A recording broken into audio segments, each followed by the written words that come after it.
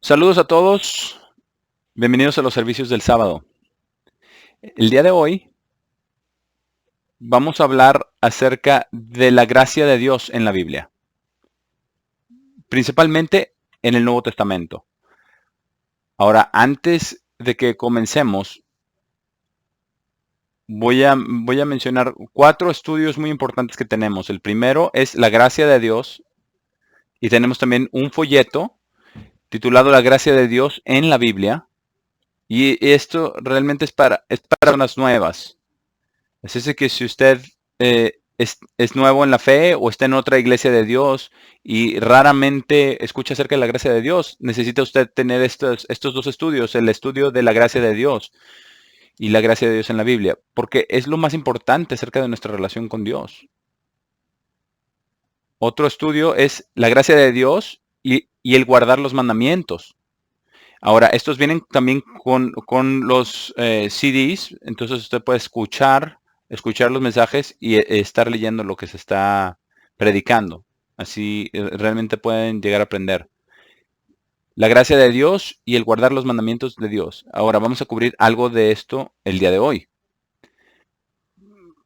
Pero también nosotros estamos enfrentando a todos los protestantes que dicen que todo es por la gracia y por la fe y usted no tiene que hacer nada. Y de esas personas vamos a hablar el día de hoy. Porque estas personas son las que están volviendo la gracia de Dios, ¿verdad?, en libertinaje. Y este quizás sea el más importante para crecer en gracia y en conocimiento de Dios. Gracia sobre gracia. ¿Qué es lo que significa eso? La gracia sobre gracia. Y también con eso también vienen los CDs. Así es de que si usted nos llama o va al sitio, pida los 3 estudios y se los mandamos. Para los que están en español, está en el sitio de Iglesia de Dios Cristiana y Bíblica, las traducciones de esas series. Ahora, también tenemos otra serie que usted también necesita, también está traducido, se llama El amor de Dios. Porque el amor de Dios y la gracia de Dios van juntos. Y eso es lo más importante que usted necesita. Y yo quiero decirle lo siguiente. A través de la gracia de Dios, del amor de Dios, de la gracia de Dios, en todos los tiempos tan difíciles, tan estresantes que estamos viviendo, usted va a poder sobreponerse a todas estas cosas y no deprimirse y no ser engañado y no le crea a los protestantes. Algunas de las iglesias de Dios no entienden el amor de Dios o la gracia de Dios. Y todas estas otras iglesias de Dios salieron de la Iglesia de Dios Universal. Y todas siguen a Herbert Armstrong. Pero todos los que sigan simplemente al señor Armstrong y solamente al señor Armstrong están haciendo un ídolo y un dios del señor Armstrong. Porque el señor Armstrong nunca restauró todas las cosas, porque él nunca entendió acerca de la gracia, nunca entendió acerca del amor. ¿Cómo puede usted predicar la verdad del Evangelio de Dios sin entender acerca del amor y de la gracia? Y muchos de estos otros grupos que salieron de ahí, de la Iglesia Universal, después de que se colapsó, y se tiene usted que preguntar, ¿por qué se colapsó? Bueno, pues se colapsó por pecado y por falta de conocimiento. Así es de que si ustedes están en una organización que dice que solamente van a predicar al señor Armstrong y nada más que lo que predicó el señor Armstrong, eh, si es algo que no predicó el señor Armstrong, no lo vamos a predicar. Usted tiene que entender que el señor Armstrong no es Dios. Herbert Armstrong no es Dios. Dios es Dios. Y su palabra es la verdad. Hay incluso un hombre que tiene una organización que tiene tanto miedo de predicar el amor, tenía tanto miedo de predicar el amor porque pensaba que esto mostraba debilidad, pero eso es lo contrario. Es lo contrario. Predicar el amor muestra fuerza, muestra poder. no debilidad. Vamos al libro de Judas, la epístola de Judas, versículos 3 y 4. Ahora, todo esto estaba, estaba ya sucediendo antes de que murieran los apóstoles. Y Jesucristo les dio advertencia de que iba a haber falsos apóstoles, iba también a haber aquellos que enseñaran, que iban a enseñar doctrinas falsas. ¿Y que dice aquí en Judas 3 y 4? Y hay que poner atención en la manera en la que él escribe. Versículo 3. Amados, cuando estaba personalmente ejerciendo toda mi diligencia. Y él está, pensemos en esto, él estaba escribiendo con toda su diligencia, porque todo lo que estaba en él, ¿verdad? Todos estos pensamientos están en esta epístola muy corta. Dice, para escribirles concerniente a la común salvación. Fui impulsado a escribirles, exhortándolos a pelear fervientemente por la fe, la cual una vez por todo tiempo ha sido entregada a los santos. Y esto ya es realmente después, ¿verdad? Quizás esto fue escrito ya en el tiempo cuando ya estaba escrito prácticamente todo, excepto quizás el libro del Apocalipsis. Y todo lo que necesitamos para la salvación, todo está en la Biblia. Nosotros solamente necesitamos entenderlo de la manera correcta. Y como ya hemos señalado muchas veces, para todos aquellos de ustedes que son nuevos, recuerden lo siguiente: guardar el, el sábado y guardarlo como santo es la primera clave y el primer paso para poder entender la Biblia. Eso es muy importante. Ahora, quizás no parezca tan importante como es, pero los hombres no tienen la autoridad ni la habilidad de tomar un mandamiento de Dios como el guardar el sábado, ¿verdad? Y santimoniosamente, con arrogancia, decir que hemos transferido todo lo que es del sábado al primer día de la semana. Porque esa es una mentira muy grande. Y eso no debe de ser. Jesucristo nunca lo dijo. Nunca. Jesús dijo que Él era el Señor del sábado, del día sábado. Y si Él es el Señor del sábado, ¿qué día guardó Jesús? El sábado. Ahora, una vez un evangelista que fueron en un tour a la Tierra Santa, pero y casi todos los que estaban ahí, ¿verdad? Que estaban en el tour, guardaban el domingo, menos este pastor, ¿verdad? Este evangelista, ¿verdad? Y ellos se dieron cuenta que en el crucero, en el tour, que él, en los domingos nunca iba a misa con ellos, ¿verdad? Y le preguntaron, bueno, pues, ¿qué día guardas tú? Y le dijo, bueno, yo guardo el mismo día que Jesús guardó. ¿Qué día guarda usted? Versículo 4 de Judas dice, porque ciertos hombres se han deslizado sigilosamente. Y vimos también en la caída, el derrumbe de la Iglesia de Dios Universal fue completamente infiltrado con traidores, con personas que se han deslizado sigilosamente. Dice, aquellos de quienes hace tiempo ha sido escrito, condenándolos a este juicio. Ellos son hombres impíos.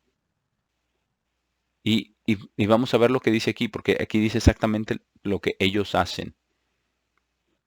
Dice, quienes están pervirtiendo la gracia de nuestro Dios, convirtiéndola en libertinaje, y están negando personalmente al único Señor y a nuestro Señor, al único Señor Dios y a nuestro Señor Jesucristo. ¿Cómo hicieron eso?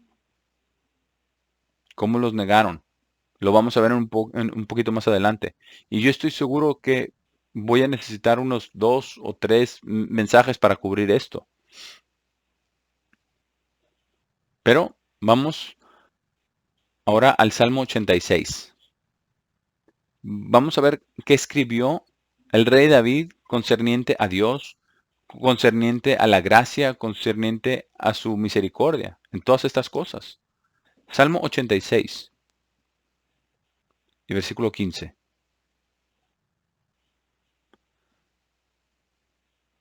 Salmo 86, 15. Esto es muy importante. Porque una de las cosas que les gusta decir a ellos es lo siguiente.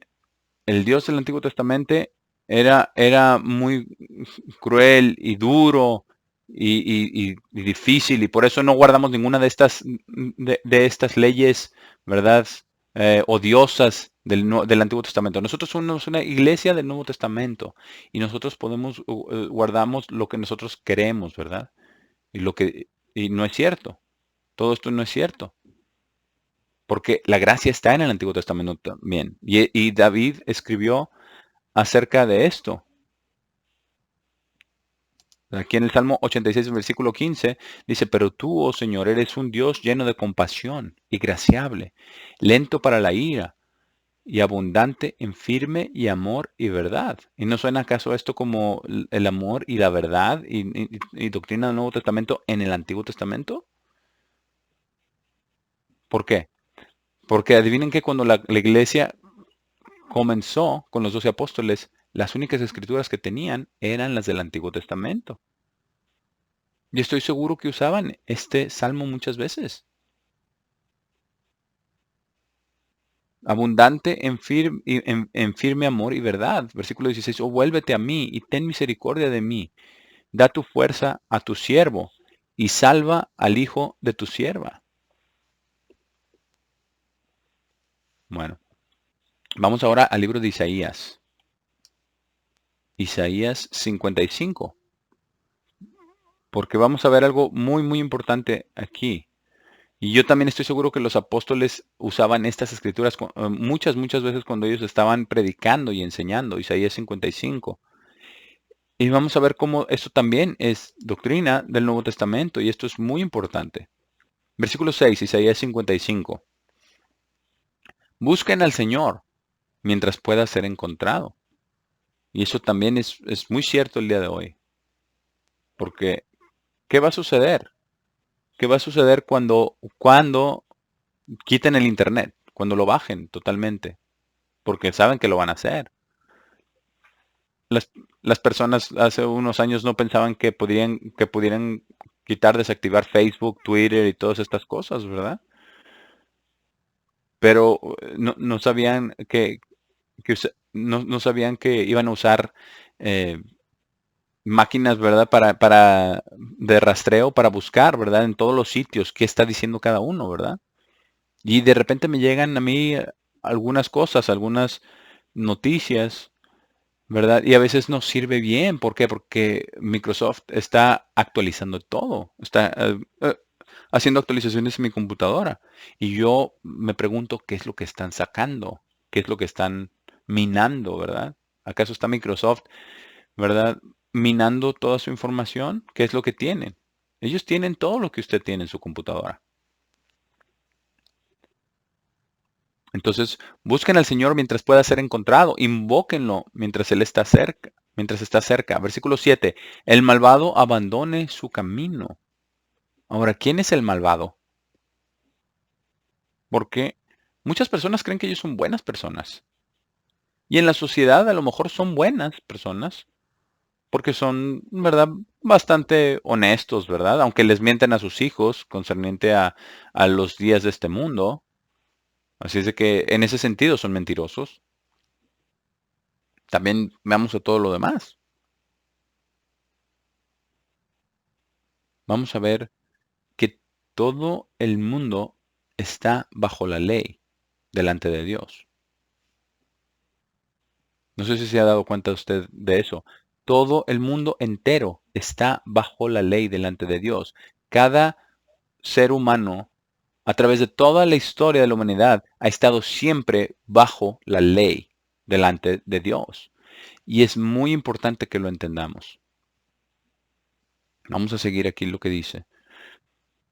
El malvado abandone su camino, y eso significa todos los que están quebrantando los mandamientos de Dios, porque a lo mejor hay grados, ¿verdad? En maldad y en abominaciones y en depravación, pero el pecado es pecado y la maldad es maldad. Dice, y el hombre injusto, sus pensamientos, que abandone el injusto sus pensamientos. Ahora, ¿cuáles son sus pensamientos de usted? ¿qué es lo que pasa en su cabeza? ¿Qué pasa a través de su mente? Porque la conversión es una transformación de la mente y de los pensamientos a través del Espíritu Santo de Dios. Y todos aquellos que no tienen el Espíritu de Dios no, no saben qué significa esto. No tienen ni idea de lo que esto significa.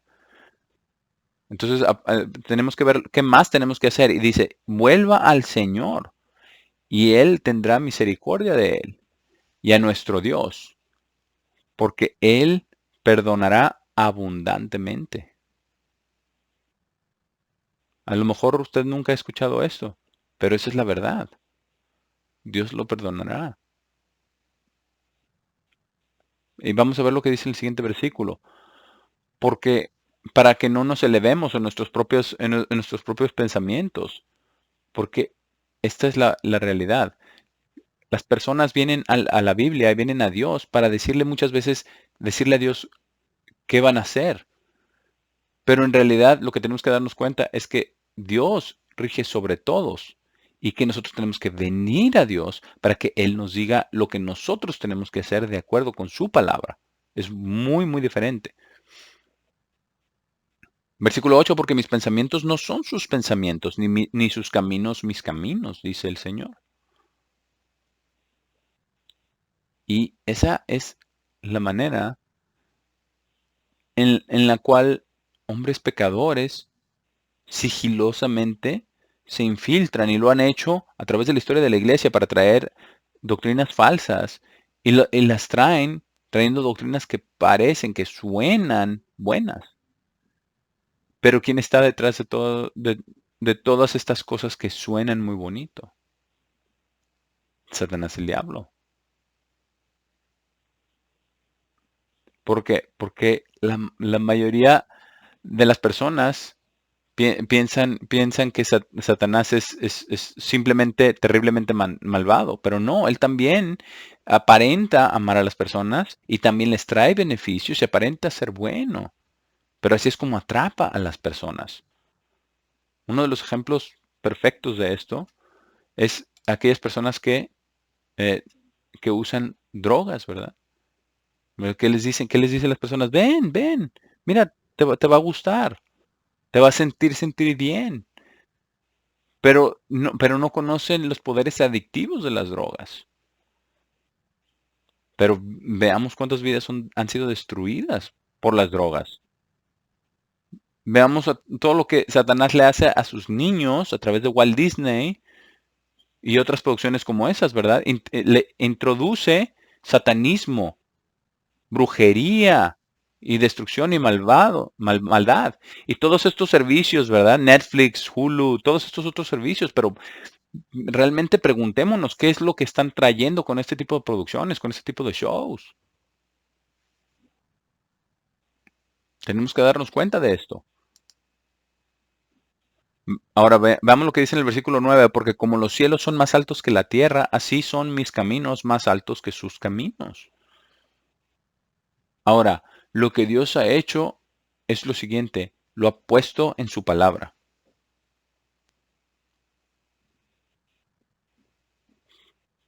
Pero esto muestra la gracia de Dios. Ahora vamos al libro de los Hechos, capítulo 2. Libro de Hechos, capítulo 2, y vamos a ver el primer mensaje que los apóstoles predicaron de Dios, de parte de Dios. No podría ser algo más directo, ¿verdad? Porque Dios mandó el Espíritu Santo y llegó a todos los que estaban ahí congregados como lenguas de fuego. Y vamos a hablar, realmente, déjame decirles una cosa, hablar en lenguas y todo eso no es como lo que sucedió acá. Las cosas que hacen ahora los protestantes no tiene nada que ver con esto, con lo que sucedió aquí. Ahora, esto realmente Dios les dio a los apóstoles para que predicaran a lo que ellos eran responsables. Y nosotros también, esto sigue a través de las eras de la historia, porque nosotros también somos culpables de esto. ¿Por qué? Porque el sacrificio de Cristo aplica a nosotros, todos nuestros pecados, pasados, presentes y futuros.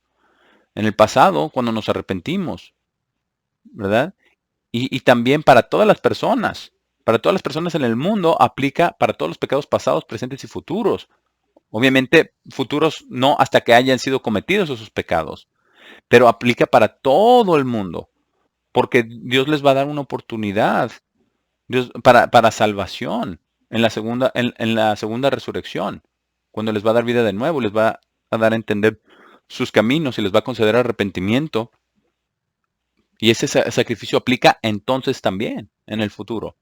Versículo 36, Hechos 2, dice, por tanto, toda la casa de Israel sepa con plena seguridad que Dios ha hecho a este mismo Jesús, a quien ustedes crucificaron.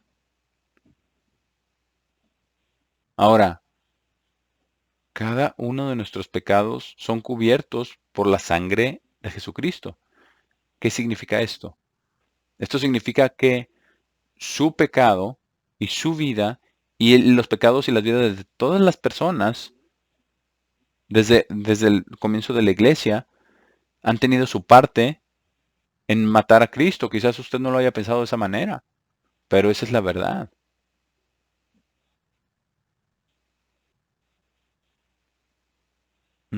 Dice, ha hecho mismo Jesús, ambos Señor y Cristo. Ahora, después de oír esto, ellos fueron compungidos de corazón. ¿Por qué? Porque el arrepentimiento tiene que venir del corazón.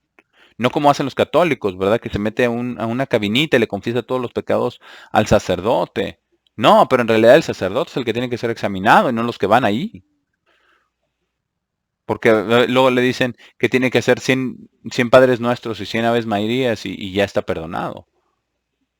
Eso, eso es perdón a través de obras físicas. Usted tiene que orar de su corazón y derramar su corazón delante de Dios. Y a usted le va a traer lágrimas a los ojos cuando usted verdaderamente entienda la profundidad de su pecado y Dios a su vez entonces va a perdonar y a cubrir esos pecados. Pero ellos fueron compungidos de corazón y dijeron a Pedro y a los otros apóstoles, hombres y hermanos, ¿qué haremos? Y a lo mejor algunos de ellos, ¿verdad? Fueron los que estaban ahí, ¿verdad? Echándole porras a Poncio Pilato para que lo crucificara. Y quizás imaginemos cómo se sintieron cuando les dijo esto el apóstol Pedro, porque ellos realmente querían que fuera crucificado. Entonces Pedro les dijo, arrepiéntanse y sean bautizados cada uno de ustedes en el nombre de Jesucristo para la remisión de pecados, el perdón de los pecados, removerlos tan lejos como el oriente está del occidente, a través de la sangre de Cristo. Y ustedes mismos recibirán el regalo del Espíritu Santo. Y ese una, es un acto de gracia, el recibir el Espíritu Santo. Y este es el principio. Ahora, voy a leerles algo de este folleto. Y después vamos a ver a una asunción que tienen los protestantes, que está completamente mal. Y ellos están completamente mal porque tienen la traducción incorrecta y tienen mala interpretación y no entienden la palabra de Dios. ¿Por qué no obedecen a Dios y obedecen sus propias cosas? ¿Por qué? Porque el pecado lo aleja a usted de Dios y el pecado también lo cega a uno, a sus, a sus propios pecados. Entonces, ¿qué dice aquí? Dice la gracia de Dios en el Nuevo Testamento. Y usted pide estos 3 estudios porque esto lo va a ayudar a usted mucho. Dice, para entender la gracia de Dios es comprender uno de los atributos más maravillosos de Dios. Y es la clave para una relación personal y profunda entre Dios el Padre y cada cristiano a través de Jesucristo. La gracia de Dios expresa la grandeza de su amor. ¿Por qué? Porque la gracia y el amor van juntos. Y las riquezas de su misericordia para vivir en y bajo la gracia de Dios es experimentar y apreciar el fantástico amor de Dios y su abundante misericordia. Contrario a la especulación religiosa, la gracia no es solamente un argumento teológico por sí mismo, ¿verdad? Que esté dividiendo las líneas de la batalla, pero la gracia de Dios significa la vida misma. Porque si usted es salvo de sus pecados, y si usted tiene el Espíritu Santo de Dios, y si usted tiene el Espíritu Santo dentro de usted, usted tiene vida. Es lo que significa. La gracia de Dios significa la vida misma. Porque sin gracia no habría salvación, no habría cristiandad, no habría vida eterna. Esa es la verdad. Entonces, la gracia es el fundamento del verdadero cristianismo. Por eso, nosotros como organización tenemos la frase que estamos restaurando el cristianismo original para hoy, porque lo podemos encontrar en la Biblia de Dios. Y Dios nos va a abrir los ojos si lo servimos, si lo obedecemos, y nos va a conceder el entendimiento que nosotros necesitamos tener. Y esa es la única manera que podemos encontrar el camino en este mundo malvado en el que vivimos hoy. El Nuevo Testamento revela que la gracia de Dios el Padre es sobre todo, envuelve todo. La gracia de Dios tiene un significado tremendo a todos los que realmente la entienden. A través de Jesucristo, el regalo de la gracia de Dios es dada para que nosotros podamos crecer espiritualmente hasta Él, hasta Jesucristo, hasta la medida de Cristo, el Hijo de Dios, quien es la cabeza de la iglesia, y crecer en Él en todas las cosas. Y lo que vamos a ver algo muy, muy importante, que es que Dios el Padre mismo, ¿verdad? Y quiero que entendamos esto, todas las personas que están, ¿verdad?, en el mundo y viviendo su propia vida, y haciendo sus cosas, y de repente llegan unas dificultades de las cuales nosotros no sabemos realmente cómo salir. Y entonces empieza usted a pensar en Dios. Y Dios comienza a tratar con usted. Y vamos a ver cómo funciona todo esto, porque todo esto es a través de la gracia de Dios. Ahora vamos a Romanos 6, capítulo 6, capítulo 7. ¿Por qué? Para poder entender, para poder entender la verdadera gracia de Dios, nosotros tenemos que entender una escritura, que es el versículo 14. Porque si usted lee Romanos 6, 14, es muy difícil de entenderlo. Cuando usted primeramente lo lee, ¿verdad? A simple vista. Pero si usted escucha la explicación de los protestantes y le dan el significado incorrecto, ¿por qué? Porque ellos no entienden en realidad lo que es estar bajo la ley. Y tampoco ellos entienden lo que significa estar bajo la gracia. Versículo 14, Romanos 6.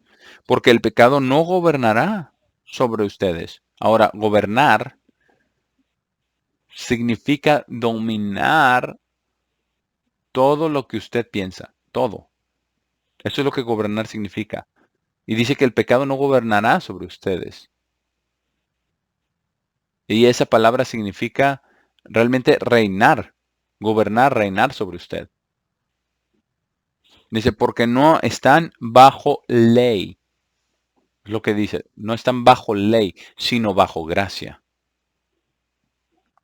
Ahora, los protestantes dicen lo siguiente, que si usted trata de guardar los mandamientos de Dios, que usted está tratando de ganarse su propia salvación y que usted está bajo la ley. Mentira. con letras mayúsculas. Mentira, mentira, con signos de exclamación también.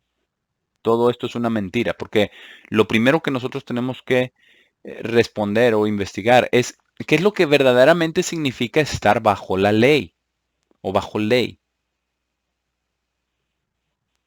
Ahora, como estamos ya cerca de la hora de tomar una pausa, vamos a tomar una pausa y volvemos.